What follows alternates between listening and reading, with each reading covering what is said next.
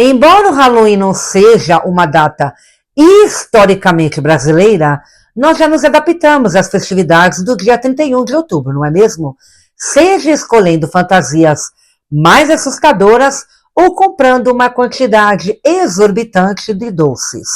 Mas talvez você não tenha parado para pensar, assim como eu, que nos Estados Unidos esta também é uma oportunidade perfeita para os crimes. É quando todo mundo sai às ruas feliz, bradando e gritando, doces ou travessuras, em um ambiente tão descontraído que ninguém espera ser assaltado, sequestrado ou morto. Hala, hala, Kivko, meus abibis, como vocês estão? É um prazer estar com todos vocês novamente para mais um especial de Halloween. E para você que é novo aqui no canal e gosta de casos criminais e histórias bizarras, você está no canal certo. Então eu te convido a você se inscrever no canal, venha fazer parte da nossa família e ative o sininho de notificações. Assim você não perde mais nenhuma novidade por aqui. Beleza, pessoal? E por favor, meus abibes, não esqueçam de estar deixando os seus likes aqui embaixo e os seus comentários sobre o assunto. Assim vocês me motivam a trazer cada vez mais conteúdo para vocês e ajuda no engajamento do canal, beleza? Agora, sem mais enrolação, e vem comigo para o nosso especial de Halloween.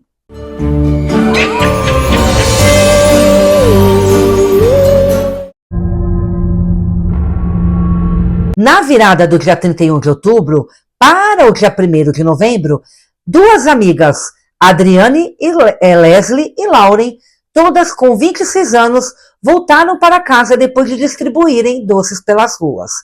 Mas elas foram seguidas por um rapaz chamado Eric Copley, que fumou uns cigarros perto de seu carro e esperou pacientemente que a rua ficasse vazia. Quando chegou o momento, Eric, que parecia já portar ali uma faca com ele, entrou pela janela da cozinha da casa das meninas, subiu as escadas até os quartos das meninas e esfaqueou Adriane e Leslie. Lauren, que dormia no quarto no andar de baixo, acordou com o som dos gritos e móveis quebrando, acordou assustada sem saber o que estava acontecendo. Por sorte, conseguiu sair antes que o assassino a procurasse e pegou o carro, ligou imediatamente para a polícia. O motivo de Eric ter feito isso, ninguém sabe, meus amores. O assassino admitiu o crime no tribunal 1 ano depois, após ser investigado pelo FBI. A polícia demorou para concluir a investigação por falta de provas, já que o suspeito se negou a fazer um teste de DNA para comparar com as amostras de sangue encontradas lá na cena do crime. Por Eric ter ido à júri popular, as confissões e as amostras de DNA foram suficientes para condená-lo. Mas ele se livrou do corredor da morte, infelizmente, por depor contra si mesmo por livre e espontânea vontade. Até hoje, meus amores, ele cumpre prisão perpétua. Ele nunca revelou a razão pelo qual matou Adriane e Leslie naquela fatídica noite de Halloween. A Travessuras dos Ovos é um clássico do Halloween americano. Adolescente. O costume eles jogam ovos em carros para irritar os motoristas que passam. Mas em 1998, uma dessas brincadeiras não terminou nada bem. Carly Jackson tinha 21 anos quando morreu em circunstâncias um tanto improváveis. Enquanto acompanhava sua namorada para buscar o filho dela, em uma festinha de Halloween ali próximo de onde eles moravam, no Bronx, o carro de Carly sofreu uma chuva de ovos no para-brisa. Ele saiu do carro para discutir com os adolescentes que fizeram essa brincadeira bem da sem graça. Mas um deles, Kirk Sterling, estava armado, infelizmente. Logo após o homem retornar para o veículo, Kirk puxou a pistola e atirou na cabeça de Carl, que morreu na hora. Desde então, Nova York proibiu todas as pegadinhas com arremessos de ovos. Na noite de Halloween de 2009, 3 adolescentes, cujos nomes infelizmente não foram divulgados, foram sequestradas quando estavam a caminho de casa após pedirem doces pela vizinhança. Quando garantiu o silêncio das meninas, um homem chamado Aaron Thomas as guiou até uma área arborizada, onde não seriam vistos por ninguém, e abusou de 2 delas. Quando se preparava para violar a terceira, uma das garotas conseguiu gritar por socorro, assustando assim o abusador. Demorou 2 anos, meus amigos, até que os policiais conseguissem provas para o incriminar. Para incriminar o Aaron e prendê-lo, mesmo o suspeito, já tendo uma extensa ficha, ou seja, ele tinha dezenas de suspeitas envolvendo agressões desde 1997. Em 2012, Thomas confessou o sequestro das 3 meninas. De todos os crimes que vimos até agora, meus rabibis, provavelmente este é o mais estranho e misterioso. Afinal, não é sempre que uma seita aparece estar por trás de tudo, não é mesmo? Na noite de Halloween, Ronald e Elizabeth foram encontrados mortos em seu próprio apartamento em Manhattan. A perícia concluiu que eles foram brutalmente espancados antes de levarem um tiro na cabeça. Depois de verem a cena do crime, né, ali tudo aquilo, o que estava acontecendo, completamente saqueada, os policiais supuseram que o motivo do crime foi dinheiro relacionado a drogas. Mas o caso se tornou mais complexo e bizarro, de acordo com o tempo. Um informante na prisão informou à polícia que um de seus companheiros de cárcere, David Berkowitz, mais conhecido como Son of Sam, que traduzindo seria filho de Sam, teria previsto a morte do casal na época. Berkowitz era um assassino que supostamente participava de uma seita satânica, que inclusive teoricamente o auxiliara nos crimes para ele cometer. E havia contado ao informante que a seita estava preparando para atacar uma residência em Greenwich Village, nas proximidades de onde o casal vivia, para realizar um assassinato ritualístico na noite de Halloween. Mesmo com todas essas informações de David, o crime permanece sem solução. Cindy Song era uma intercambista sul-coreana e estudante da Pennsylvania State University. Na noite de Halloween de 2001, Cindy foi fantasiada de coelhinha para uma boate e saiu com seus amigos até ser deixada em casa às 4 da manhã.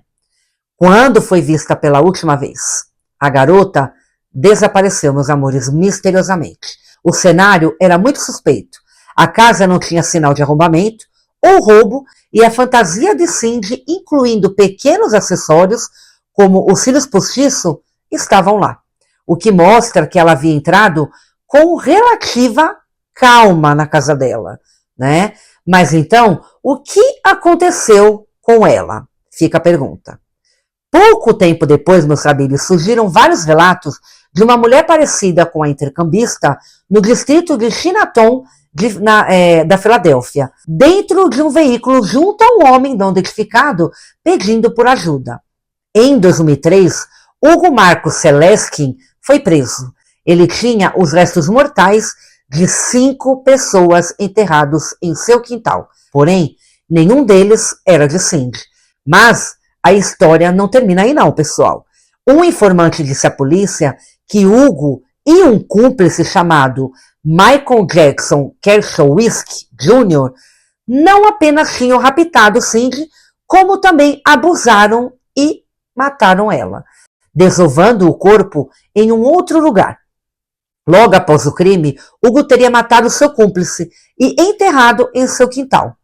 Agora você me pergunta, por que ele fez isso? Porque Michael teria pegado as orelhas da fantasia de Cindy como uma recordação do crime cometido. Mas restos mortais foram encontrados em janeiro de 2014. Mas ainda não há prova suficiente que liguem Hugo ao desaparecimento de Cindy, infelizmente.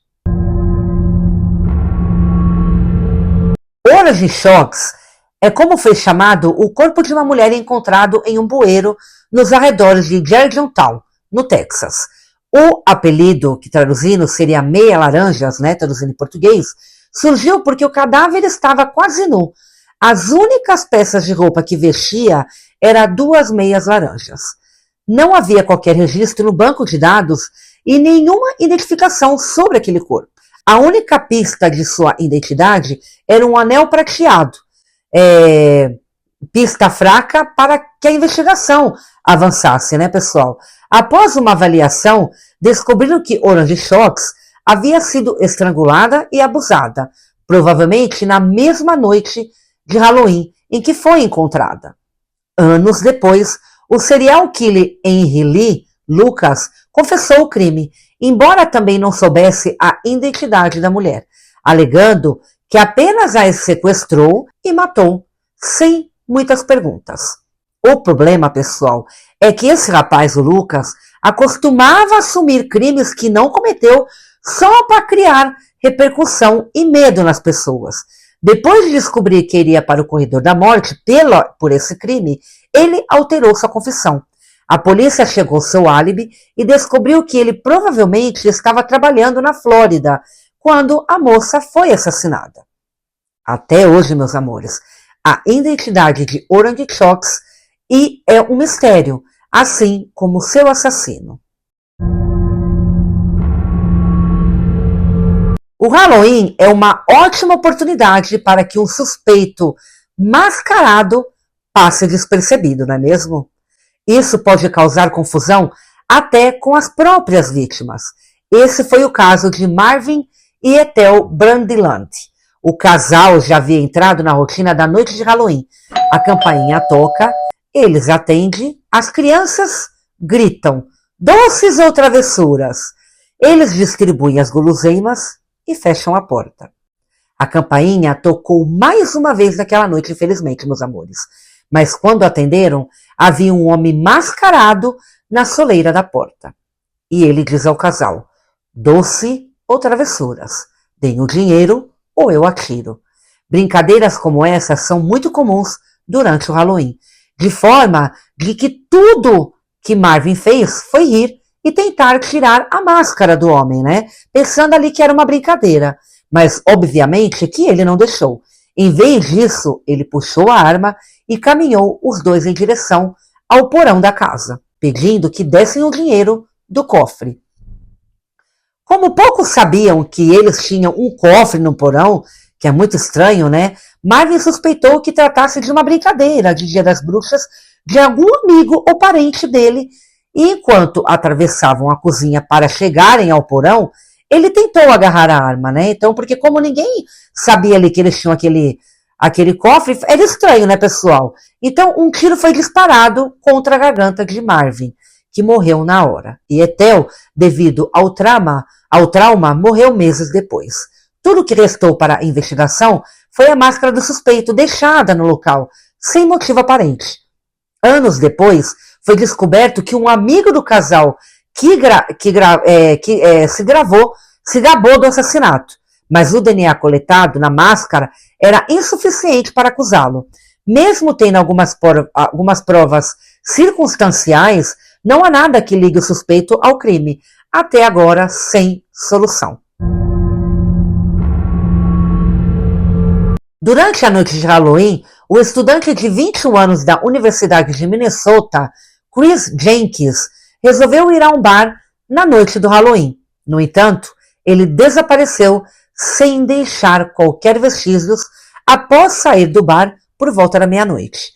4 meses após seu desaparecimento, o corpo de Chris foi encontrado flutuando no rio Mississippi, ainda vestindo sua fantasia.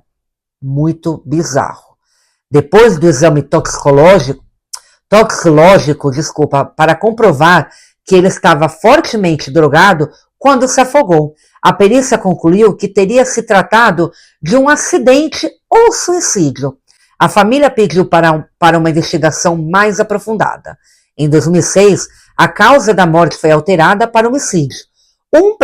Um presidiário alegou ter assistido ao assassinato de Chris ali na hora, mas a história não tinha detalhes suficientes que pudessem ligá-lo ao crime de fato.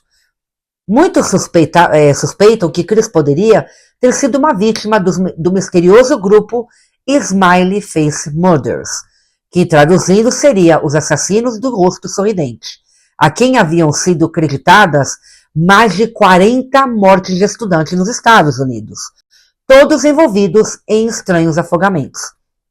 Na maioria dos casos, era possível encontrar o grafite da Smiley Faces próximo ao local onde as vítimas se afogaram, sempre após serem fortemente drogadas.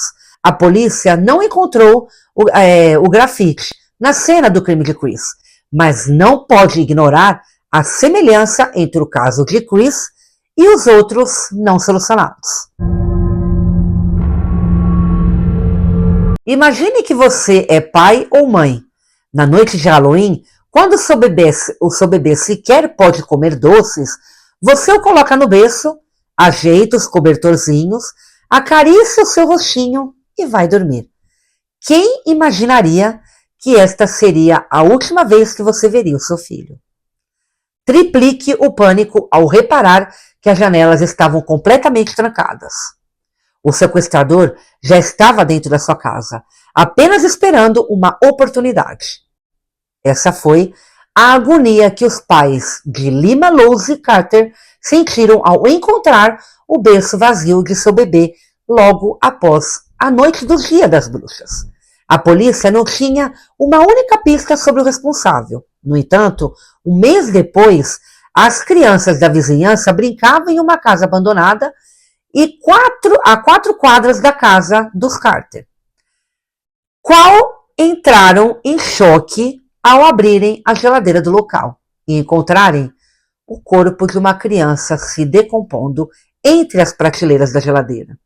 A criança, que tinha apenas 19 meses quando morreu, era Nima, que veio a falecer por sufocamento. O caso nunca foi oficialmente solucionado, mas pode ter relação com um crime semelhante que ocorreu no ano anterior.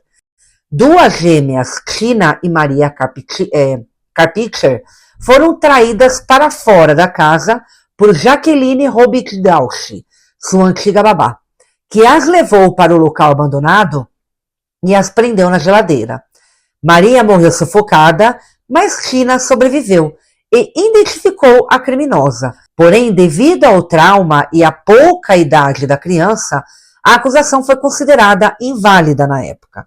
Jaqueline também foi babá da pequena Nima Carter e tornou-se a principal suspeita no caso, embora a falta de provas também tenha colaborado para que ela permanecesse livre. Alguns anos mais tarde, o caso das gêmeas Carpenter foi reavaliado e acabou condenando a babá à prisão perpétua. Jaqueline morreu na prisão devido a um câncer de fígado em 2005, mas nunca admitiu a culpa pela morte da bebê Nima. Shane Waynes era um adolescente de 15 anos. Ele era judeu e frequentava uma instituição dedicada aos estudos de textos religiosos tradicionais. Para vocês entenderem melhor, seria como um Torá na religião, tá, pessoal? Do ensino médio em Nova York. Na manhã seguinte ao Halloween, todo o colégio ficou horrorizado, meus amores, com o final brutal que teve Shem. O adolescente foi espancado até a morte com golpes fortes que fraturaram o seu crânio, além de repetidas facadas em sua cabeça. Seus colegas de escola se depararam com uma cena digna de filme de terror, quando o encontraram em seu quarto. Não havia sinais de luta e logo foi constatado que ele deveria estar dormindo na hora do ataque. O mais intrigante dessa história, pessoal, é que de alguma forma o criminoso tinha conhecimento das tradições judaicas desse rapaz. Mesmo numa noite fria como aquela, a janela de Shem foi encontrada aberta, um costume de acordo com a cultura dele, que permite que o espírito do falecido saia. Depois de alguns dias, um rabino da escola acendeu uma vela memorial no quarto de Shem. 2 dias depois, porém, outra vela apareceu e ninguém sabia de onde havia vindo, o que mostra que o assassino tinha acesso fácil ao lugar. Um dos alunos também se lembrou de ter ouvido a porta de seu quarto ser aberta e fechada imediatamente, como se alguém estivesse ali olhando os quartos, procurando por alguma coisa nos corredores, Teria o assassino aberto a porta errada antes de encontrar o quarto de Shem? As investigações perduraram por muito tempo, meus amigos. Este Halloween marca os 38 anos desse caso sem solução, infelizmente. Bom, pessoal, esse foi nosso especial de Halloween. Eu quis trazer para vocês crimes que foram cometidos bem nessa data, né? Então serve de alerta para vocês também, se liguem, tá? Não é só porque é Halloween que vocês vão ficar cegos, olhem por todos os lados, tá bom, pessoal? Para vocês não serem pegos de surpresa. Bom, o nosso vídeo vai ficando por aqui, espero que vocês tenham gostado. Deixe nos comentários o que vocês acharam sobre todos esses crimes, qual que te deu mais medo, qual que você acredita mais, que é muito importante para mim saber a opinião de vocês. O nosso vídeo vai ficando por aqui, meus amores. Muito obrigado por todo o apoio. Que todos passem um excelente fim de semana, tá bom? Que Deus esteja com vocês. Um beijo no coração de cada um. E a gente se vê no nosso próximo especial de Halloween. E não percam porque vai ser o nosso último especial de Halloween. Que eu vou soltar no dia 31 exatamente, tá bom, pessoal? Um beijo, um abraço. Amo todos vocês. E a gente se vê no nosso próximo vídeo, meus amigos. Hala, hala, Kivko!